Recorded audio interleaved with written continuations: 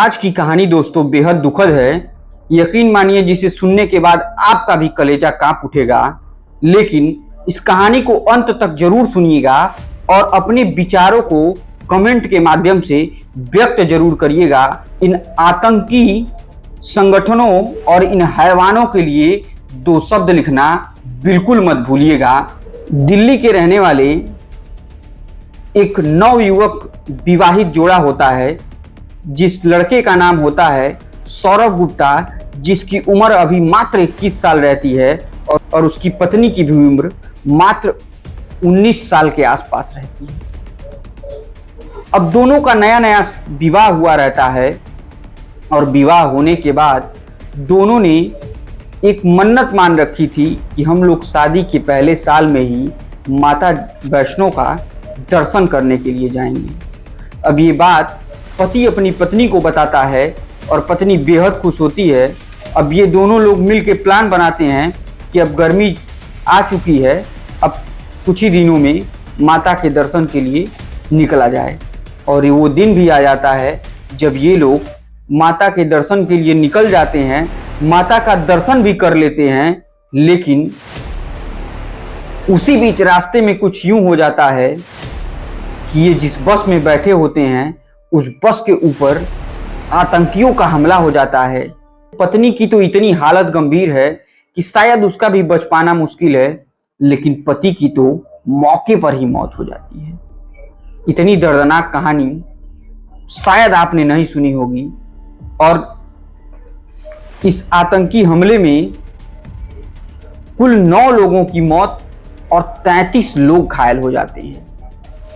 दोस्तों, इसमें एक जाबाज ड्राइवर का भी बहुत बड़ा महत्वपूर्ण भूमिका रहता है। उसी की वजह से इन 33 लोगों को बचा पाना भी संभव हुआ, नहीं तो शायद वो आतंकी अगर बस में चढ़ जाती तो एक एक लोगों को मौत के घाट उतार देती। और उन्होंने ये करने की पूरी प्लान भी बना रखी थी। उन्होंने बस को रुकवाने का पुरजोर कोशिश भी किया था। और इस घटना में उत्तर प्रदेश के तो तमाम लोग शामिल रहे, यहाँ तक कि मुख्यमंत्री योगी आदित्यनाथ जी के गृह जनपद के भी कुछ श्रद्धालु इसी बस में यात्रा कर रहे थे और इस तरीके की दुर्घटना हो गई। तो देर ना करते हुए दोस्तों, आज के जुर्म के वर्चस्व की कहानी हम शुरू करें। उससे पहले बस एक छोटा सा निवेदन है कि कृपया अगर आप चैनल पर नए हैं तो चैनल को सब्सक्राइब और इस वीडियो को इतना शेयर कीजिए कि एक एक हिंदुस्तान के आदमी के पास ये वीडियो जानी चाहिए, क्योंकि इन आतंकियों को एक कुकृत्य की सजा इन्हें जरूर मिलनी चाहिए। और सब लोग साथ खड़े होकर इस घटना में अपने अपने कमेंट के माध्यम से उन हैवानों के लिए 2 शब्द तो बिल्कुल मत लिखना भूलिएगा, क्योंकि जिसने श्रद्धालुओं को मारा, भगवान को उन्हें भी ऐसी मौत देना चाहिए कि वो अपने सपनों में भी सोचे ना हो। तो देर ना करते हुए दोस्तों, सीधे हम इस कहानी पर शुरू करते हैं।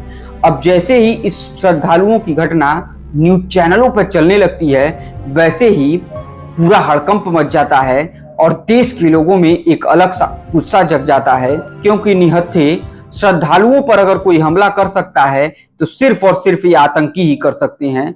और सूत्र की माने तो पाकिस्तान से ये आतंकी आए हुए होते हैं और यहीं के कुछ गद्दार ऐसे लोग हैं जिन्होंने इन्हीं आतंकियों को शरण देकर रखा हुआ है। लेकिन ऐसे गद्दारों को भी सीधे फांसी दे देनी चाहिए। तो दोस्तों, दरअसल ये घटना शुरू होती है जम्मू कश्मीर में एक इलाका पड़ता है कटरा।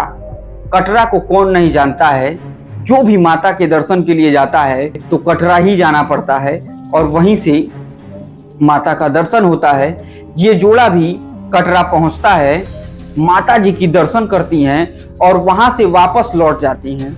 और वापस लौटने के बाद सबकी दिलों में एक तमन्ना रहती है कि कटरा से महज 50 किलोमीटर की दूरी पर शिवखोड़ी एक जगह पड़ती है कि वहां हम जरूर जाएं और भगवान महादेव का भी दर्शन कर पाएं। अब आज की बस भी तैयार रहती है। बस कुल 53 लोगों की होती है, लेकिन बस में टोटल 42 लोग बैठते हैं। बस के ड्राइवर का नाम विजय शर्मा होता है और कंडक्टर का नाम अरुण कुमार होता है। दोनों अपनी रोजमर्रा की जिंदगी की तरह इसी बस से अपना जीवन यापन करते और अरुण कुमार और विजय शर्मा दोनों कटरा के ही रहने वाले थे। दोनों रोज की तरह सवारियों को बैठाते और शिव खोड़ी दर्शन कराते और दर्शन कराने के बाद वापस फिर लाकर उन्हें कटरा छोड़ दिया करती। उनका तो ये रोजमर्रा की जिंदगी थी। आज इस बस में भी तकरीबन 42 लोग बैठ चुके होते हैं और बस कटरा से शिव खोड़ी के लिए निकल जाती है और शिव खोड़ी पहुंच भी जाती है। पूरे श्रद्धालु इत्मीनान से भगवान महादेव का दर्शन भी कर लेते हैं और दर्शन करने के बाद वापस आ जाते हैं। वापस आने का समय जो था वो तकरीबन 6:10 हो रहा होता है और बस बिल्कुल तैयार रहती है। कंडक्टर और ड्राइवर सभी यात्रियों से अनुरोध करते हैं कि आप लोग बस में बैठ जाइए क्योंकि अब सूरज डूबने वाला है, उससे पहले हम लोग कटरा पहुंच जाएं, क्योंकि ये दूरी मुश्किल से 40 या 50 किलोमीटर की होती है। अब सारे लोग बैठ जाते हैं। बस शिव खोड़ी से कटरा के लिए निकल जाती है। जैसे ही शिव खोड़ी से कटरा के लिए निकलती है तो रास्ते में एक जगह पड़ता है पौनी मार्ग, और इसी मार्ग के पास एक गांव लगता है तेलयात, जिसके पास एक मोड़ होता है और उसी मोड़ पर बस मुड़ने के लिए रफ्तार में थोड़ी कमी की जाती है। और उसी दौरान एक व्यक्ति हाथ में हथियार लिए बस के सामने आ जाता है और उसने सेना की वर्दी पहन रखी थी और मुंह को छुपाए हुए था और बार बार वो हाथों से इशारा करता है ड्राइवर यानी विजय कुमार को कि गाड़ी रोक दो वरना गोली मार दूंगा। लेकिन इसे देखने के बाद विजय कुमार समझ चुका होता है कि जरूर ये सेना के जवान नहीं है, नहीं तो गाड़ी रोकने के लिए, नहीं तो श्रद्धालुओं के बस को रोकने का तो कोई सवाल ही नहीं होता है। और मेरे एक अकेले बस को रोका जा रहा है और किसी गाड़ियों को भी नहीं रोका जा रहा है। अब विजय कुमार को ये समझते देर नहीं लगी थी, क्योंकि जम्मू कश्मीर में आमतौर पर ये घटनाएं आप सुनी लेते होंगे, कब कहां पर कौन और किसी आतंकी का हमला हो जाता है ये तो वहां आम बात हो चुकी है। तो विजय कुमार तुरंत इस बातों को समझ जाते हैं और अपनी जिम्मेदारियों को बखूबी समझते हैं कि मेरे जान के साथ साथ इस बस में बैठे 42 लोगों की जान भी मेरे ही हाथों में है। लेकिन विजय कुमार ने जाबाजी दिखाई और उन्होंने बस को धीरे नहीं किया, बल्कि बस की रफ्तार और तेजी से उस व्यक्ति की तरफ बढ़ा दिया। जैसे ही उन्होंने बस की रफ्तार बढ़ाया, वो आतंकी भी समझ चुका था कि कहीं ऐसा ना हो कि ये व्यक्ति मेरे ऊपर बस चढ़ा दे, और उसने सीधे बस के ऊपर फायरिंग कर दिया। और जैसे ही फायरिंग किया, 2 गोलियां तो विजय कुमार के सर के बगल से निकल गई, लेकिन तीसरी गोली सीधे विजय कुमार की सर में घुस गई। अब जैसे ही गोली लगी, बस अनियंत्रित हो गई और अनियंत्रित होने के बाद 200 मीटर की गहरी खाई में बस कम से कम 10 बार पलटते हुए नीचे जाके गिर गई। अब पीछे बैठे लोगों को तो ये कुछ पता ही नहीं चल पाया कि सामने कौन आया, क्या हुआ, कैसे बस खाई में गिर गई, किसी को कोई पता नहीं चला। और सभी लोग चिल्लाने लगते हैं कि तभी उसमें से कुछ लोग कहते हैं कि चुप रहो वरना सब के सब मारे जाओगे, और आतंकी हमला हो गया है बस पर। इतना सुनना ही था कि सब लोग शांति बनाते हैं, लेकिन तब तक बस खाई में जाकर गिर चुकी होती है। और इस अफरा तफरी में जैसे ही कुछ लोग बाहर निकलने की कोशिश करते हैं तो ऊपर से आतंकियों ने इस बस के ऊपर तकरीबन 20 से 25 राउंड की फायरिंग कर दी, जिसमें जो कुछ लोग भागने की इधर उधर कोशिश करते हैं उनकी भी मौके पर ही मौत हो जाती है। अब इस बस के नीचे गिरने की खबर आसपास के इलाकों में फैल जाती है कि तभी वहीं पास के एक गांव के एक सरपंच होते हैं जिनका नाम भूजन होता है, और सरपंच जी को जैसे ये पता चलती है कि एक बस खाई में गिर गई है, वो तुरंत अपने 40-50 साथियों के साथ उस जगह पर आते हैं। आनन फानन में इस बस की सूचना पुलिस को दी जाती है और वहां की एसपी मोहिता शर्मा, गृह सचिव चंद्रकर भारती जी, सारे लोगों को, वहां के कमिश्नर, एसएसपी, सारे लोगों को ये मैसेज के थ्रू बता दिया जाता है कि श्रद्धालुओं से भरी बस खाई में गिर गई है। अब आनन फानन में सरपंच जी भी पहुंचे रहते हैं, पूरी पुलिस प्रशासन पहुंचती है और इस बस को रेस्क्यू किया जाना शुरू किया जाता है। जब रेस्क्यू होता है तो इसमें लगभग 9 लोगों की तो मौके पर ही दर्दनाक मौत हो गई होती है, जबकि 33 लोग घायल रहते हैं।